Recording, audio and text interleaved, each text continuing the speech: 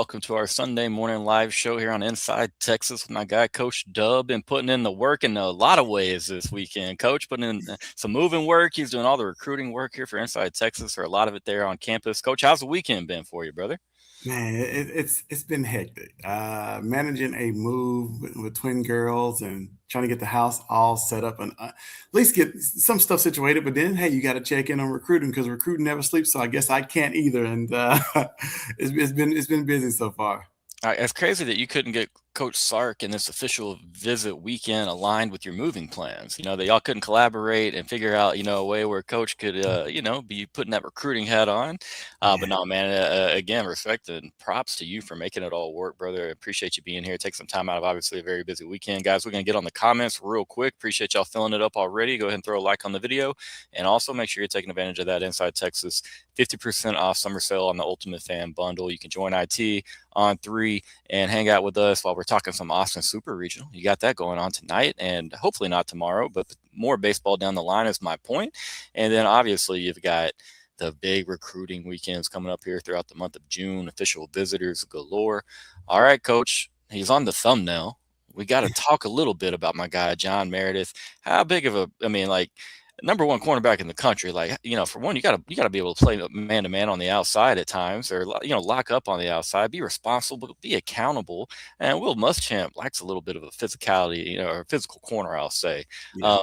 What I want your opinion on John Meredith as a prospect, and then again, let's talk about where Texas stands in that recruitment, how it went for him over the weekend. Definitely. So as a prospect, I know everybody sees the press man corner who's long can run, but John is very very cerebral. Like he's Hmm. very good in zone coverage. He's good at passing routes off.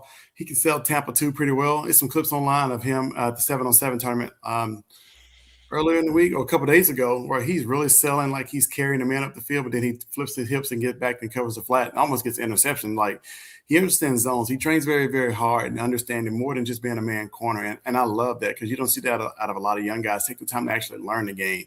But he's really a true student of the game. I would say that he has a long speed. He can go up and compete for 50-50 balls. He can jam you. He has a long arm, so he's always in reach and in hip pocket of receivers. Even if they do have a step on him, that long reach, it'll help him. Meredith is he's a teenager at the end of the day, right? So I think the thing will be consistency with him. Not that he's consistently, not good or something like that. It's just like, hey, as we all have been human. Oh, this receiver is not going to do anything against me today. Like, you can go to sleep a little bit because the level of competition is not there for him, so to speak. But he really turns it on when he faces a guy that's really, really good. But if he gets to that level where he treats everybody the same, like it's not many guys can get open versus John. You made a really good point talking about just like how cerebral he is. Clearly, he passes all of the grades and tests when it comes to like the physical specimen that John Meredith is. Clearly, he's physical enough, long enough, fast enough, athletic enough to play that position against elite competition. But man, you talked about it, brother. You can see that the mind is working. You can see he really understands zone coverages. He understands how to kind of almost hide himself at times, like you're saying. Really can get back into a play on the turn of a dime. So again. Texas has felt pretty good, right, Coach? I mean, throughout a lot of his recruitment, how do you think, the weekend went clearly, but then also, is this going to go? It's going to go the whole way. A lot of people believe it will. Look, it's so fun with his recruitment because I can remember when Texas was not even in his top 6 schools, right? Mhm. And that was in January. Yeah. How times have changed to where it's like an A&M and Texas battle pretty much right now. Here we are sitting in June, so 6 months later, Texas is in the top 2. But Coach Orfe and Coach Muschamp have done a really, really terrific job recruiting John and letting him know, that he's needed, he's wanted, and so they've done a really, really good job. The path to the field is there. It's kind of been a seesaw sort of with Texas A&M and Texas lately. I know he had his official visit to Texas A&M last weekend. Absolutely loved it. It was there 3 days because his team plays 7-on-7 there, Mhm. right? And then Texas got a chance to host him this weekend, and so I don't know if it tilted back. It could have. I'm sure it have. I talked a little bit about that. So most people don't know. John Meredith and John Turntine are like family. Their families are super close. They call each other cousin. Well, Turntine's there. Turntine has an older brother and sister there who are twins. They go to Houston Tillotson down the street. You talk about all the families being there together. It felt like a mini reunion in Austin this past weekend for Meredith, right? Because you got the Turntines and then you got Meredith's people who are really, really close. And so, I know his mom felt good about it, pretty much saying, hey, My son's in good hands because there's a ton of family in Austin, right? So I know he's good to go outside of the 40 acres, outside of campus. He has family here. And so when you can sell football, life after football, and your family's in town and NIL's there, let's not be mistaken about it. It's a great combination of things for Texas in Texas favor right now, but we'll see what happens. Again, a long way to go in that recruitment. I believe, Yes.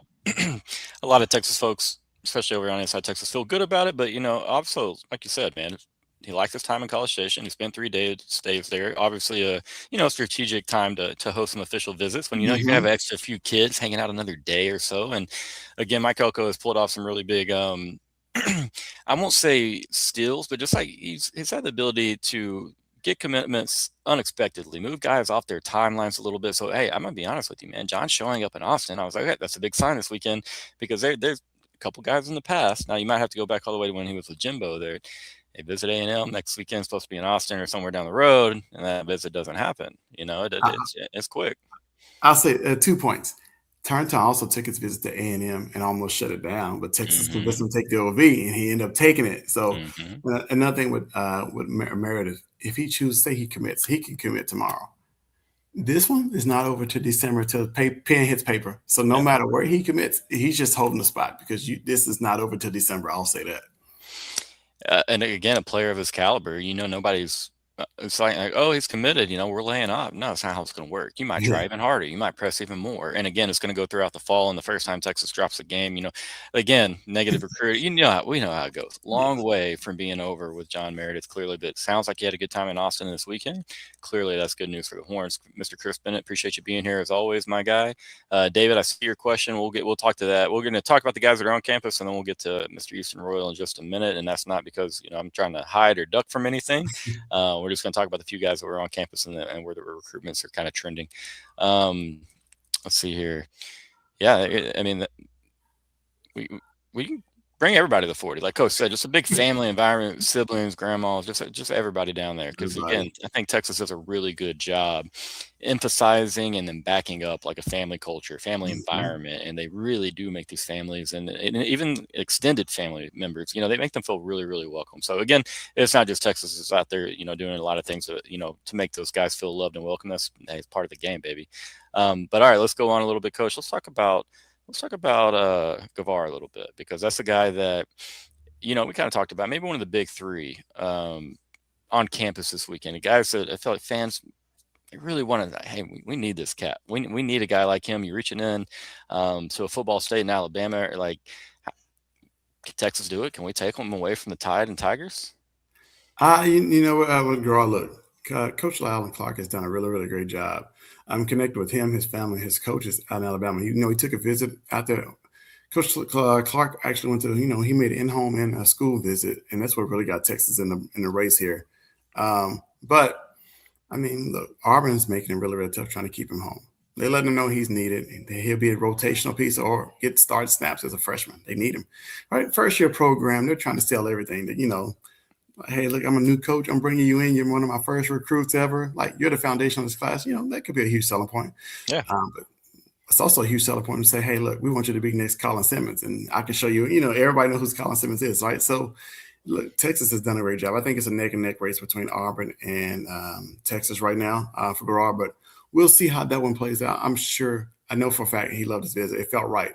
He had a source pretty much say this official visit, like, this feels like home, like it feels right here in Austin, right? It's different from Alabama. And when you grow up in Alabama, sometimes kids want to leave, especially when you come to a place like Austin, Texas. You see the bright lights, the city, you're hanging with the guys. There's so much to do, so much life outside of just campus that Alabama just doesn't offer, right? And so that's huge. And so I want to see how this one, plays out. But Auburn's making it tough for Texas, and Texas making it tough for Auburn.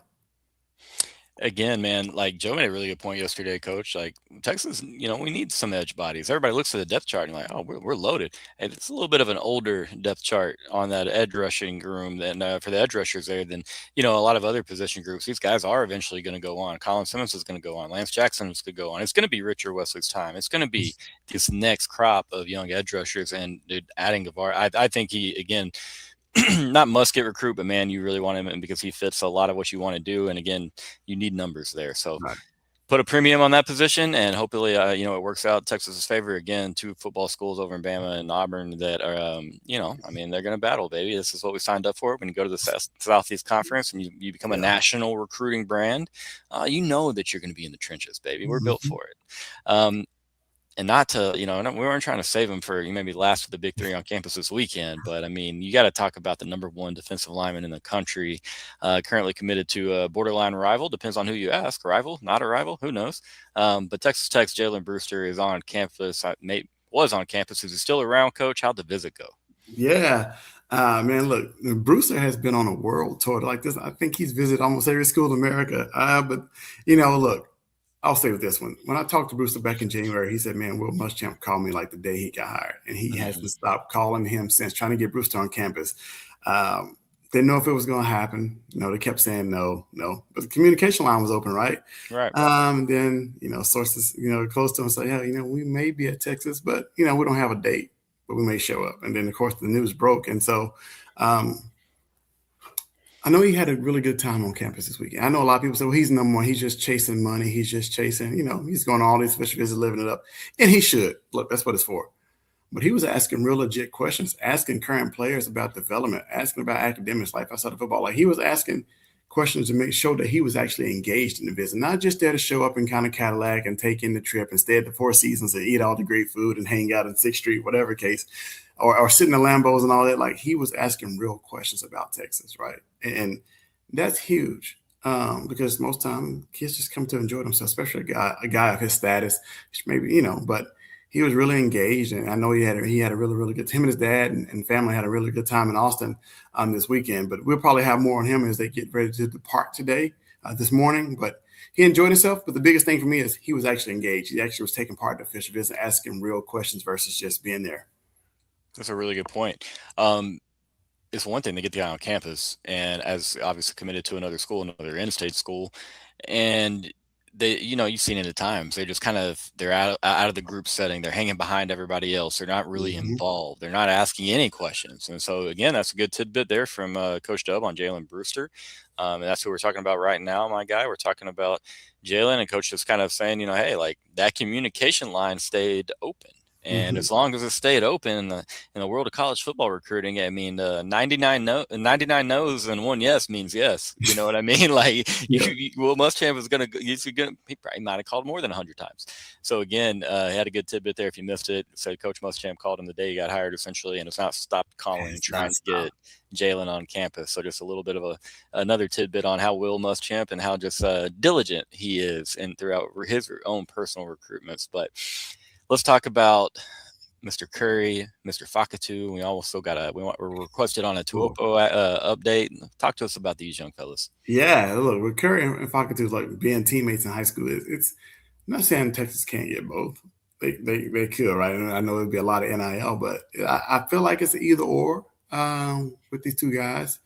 Or I hope it's either or, because they're both tremendous players. I think they're both different guys, with Curry being more of your true interior trench guy, where Fakatu can kind of play edge at his size. Look, Texas wants them both. They're going after them both. But it's going to be tough. You got Georgia, you got Ohio State in the mix for both of these guys, right? They're both all schools of pitch and playing time development, and they all both can do it. So I know Justin has been really, really, on top of both of those guys when it comes to, recruiting, knowing the ins and outs. But Texas feels good. They're being aggressive. They're going after both. And so we'll see what happens with the two, after all their official visits are wrapped up. But I don't know, man, that's going to be a race. That's a race to December as well. Okay, I was about to ask timeline, and there you go. So almost like it doesn't matter. You got to sign these kids through the whistle, or keep recruiting through the whistle, rather, and make sure you get them signed. Any comments on Tuopo? Yeah, so he's getting ready to depart today as well. Look, I know this is a position of need. Texas needs a safety in this class, right? Yep. People, every school in America, Ohio State, LSU, all of them pursuing Greedy James, who's currently committed to us. Like Tuopo, he makes sense in this class as far as need. But man, Coach Blake Gideon has done a really, really great job establishing a relationship with him and his family. And I can't wait to get some feedback from him on how his visit went. I was not able to pick up anything, the past 2 days, just on how it was going. But I'm sure Texas laid out the red carpet and went all in for him because he's a need. He is a need. I absolutely, he is probably definitely in my, I'd say almost top 5 must gets in the class. Again, not just because of the flirtation with other schools between Greedy James, but like, I for one just love the game, man. I think he's exactly the type of guy who's going to flourish under Will Muschamp. Obviously, you talk about the tutelage that he provides for these safeties. It's a big deal, man. So get him in the class. Texas does really well with these guys that, in my opinion, they consider their must-get guys. You know what I mean? When they really locked in and they're dead locked in, focused on these guys. And so guys like John Meredith, Curry, Tuopo Fakatu, like I feel good about these guys. But again, man, we're up against some pretty elite competition as far as a recruiting standpoint. Definitely. It is tough out there. Real quick, guys, big shout out to Andre the Lawyer for sponsoring today's show. We're going to hear a quick word from him, and we'll be right back. Texans know when you're injured, there's one name that gets results: Andre the Lawyer. Trust the team that has secured millions for their clients and helped thousands of Texans win their injury cases. Car wrecks, slip and falls, 18-wheeler accidents, on-the-job injuries, wrongful deaths. Don't let the insurance companies tell you what your claim is worth. Andre the Lawyer will fight for you. His principal office is in Dallas, but they serve Texans throughout the state. So don't wait. Call 214-444-8808. That's 214-444-8808. Contact info is in the description. Hey, Chris, as always, man, you make a good point. That cow show using is fire, man. I like to see John Meredith in there posting up, strumming the guitar, cowboy hat, all whites. That was pretty tough, man. I ain't gonna lie to you right there. Good comment as always, Chris. So then do you think, are you talking about Brewster as far as Flip, Coach? Any comments? I mean, like, I think it's far too early to tell. I think a lot of how this visit went you'll be able to tell in the next few days. Obviously, one, because of the quotes that are going to be coming out over on Inside Texas and other media outlets. But for two, like, you know, is there another visit scheduled? Is the recruitment locked, or shut down? You know what I mean? And I don't feel like any recruitment's ever shut down anymore, to be honest. But there are a few. All right, not trying. And some of these kids really do shut it down. But yeah, Coach, we can't speculate on it. But any comments? As far as Booster, look, I posted something on IT on the message board yesterday. To flip him, this is like you're in the fourth quarter, you're down by 21. It's looks impossible. You need everything to go your way and a little bit of luck. And so for Brewster to flip, I mean, you have a ton of guys, schools he could flip to. You have SMU who's making it tough. You have LSU who's making it tough. Miami, who he's visited a ton of times, but Florida, who's really, really, really close. Building a relationship with him and his family, and making him a priority. So you have a ton of schools out there that if he would have flip to, it wouldn't just be if he flips, then hey, Texas is the leader. I wouldn't say that or feel comfortable. I wouldn't even say Texas is second right now behind maybe a Florida or SMU. But if who knows? He may stay committed to Tech. He may not. But it's a long way to go in Bruce's recruitment. A long way to go. And as you said, man, he's taken a bit of the world tour. Yeah. So, I mean, you don't know exactly how he's thinking, or what he's thinking, exactly how he's feeling, man. So, again, what is all these other schools telling him? Because again, LSU, Georgia, Ohio State, the usual suspects are always clearly going to be after the number one defensive lineman in the country, because you got to have those guys, Coach. You got to have them. Real quick, just for anybody that may not know, Coach, can you describe to the people for us, the difference between an official visit and your standard visit on campus? Yeah, I'll tell you the main thing is unofficial. It's usually let me not say usually, but unofficial visits are paid by out of pocket by the parents or whoever's for that trip. You come on your own dime, right? Most unofficial visits, you see them on game days. They get there Friday night. They get to meet the coaches Saturday because it's game day, whatever. Eat, be in the stands, taking all the game, taking the facilities and all that stuff. Other official visits like junior day and all that stuff. Pretty much, you get like a mini presentation. They tell you, how they plan to use you, spend some one-on-one time with coaches. You may go through drills, you get to see practice, all that stuff. But official visits, it's like the cream of the crop. Like Texas is going to either fly you in from another state, or they're going to send a personal driver to get you and bring you to Austin. You're going to lock into the Four Seasons. Look, the hotel room is going to be decked out with snacks and everything that you like. you won't be limited as far as food. You're gonna have food everywhere you go, food and snacks. But the parents get taken care of really well. Like the parents have their own room. They have their own set of things. They have their own parent dinner. Right, they get to hang with the true adults and have a good time. So Texas, I know for a fact, like they do a great job with not just like the recruits, but with the parents too. They make them feel just as wanted as the kids, man. And official visits are very detailed, very timeline. You go over academics, you go over, your NIL, right? What does the money look like? Where you'll be staying after that freshman year, and where you could be staying sophomore year. Like you get the full detail of what you're going to be in your everyday life in Austin versus just everything else, just an appetizer before that, pretty much. Yeah, I mean, that's a really good point, Coach, and thanks for breaking that down for us. Again, emphasizing that family culture that we want everybody. It's not just your kid that is part of the program, like you're part of the program. Mom, dad, uncle, grandpa, everybody's involved. And so loved that tidbit, Coach. It's always fun to get your perspectives, so much. I'm a big fruit guy, man. I'm just imagining like the sickest fruit spread ever somewhere on campus. Maybe it's at the Four Seasons. I don't know, but in my head yesterday, I'm like, man, I know there's some just elite mango and strawberry game going around here right now. Look, I love the official visits. When I was at UNLV, man, I was looking forward to official visits, buddy. I tell you that because I knew I was getting some of that food, right? You talk about the vegetables, the fruits, everything's just laid out, man. You got seconds and thirds you can go back and get, and there's gonna be a ton of food left over, right? So you're just in the kitchen trying to get it all. But yeah, man, look, official visits are the best, and coaches enjoy official visits too. People might think they get tired of bringing all the kids. No. They get to eat for free, eat good too. Mm-hmm. So no. Coaches love official visits. It's a good time for everybody. It sounds like a blast, man. I think the closest I ever got was, as a high school coach, was the old hospitality rooms at the old basketball tournaments. We'd slide in there and spend, most of our time in there. Warm yourself up, man. I'm eating. Okay, go hang out. Yeah. But no, it's awesome to know what Texas can do for these athletes, for these families. Again, this is part of why I'm very pro NIL era, because again, you got people from all different walks of life, all different places. And it's cool to come get that experience, be treated like royalty, for a couple of days. And because it's not just their kiddos that have put in the hard work, sacrifice, commitment, dedication, and to helping their kiddos get to where they've been. It's a family and a team effort. So really cool with Texas. Again, I love the tidbits from Coach. Always fun to have him on these Sunday shows, but he's got a lot of work to do. We're wrapping up official visit weekend. I'm lucky that we got Coach on here to do a show at all today. And so with that being said, we're going to let you guys out of here. But again, make sure you're taking advantage of that Inside Texas half off summer sale on the Ultimate Fan Bundle. And again, tonight, 8 o'clock, Austin Super Regional. You got Texas looking to close it out. You got Ruger, Riojas throwing against Sanford from Oregon, who is their ace. Going to be a good game. The two best pitching staffs left in the NCAA tournament, in my opinion.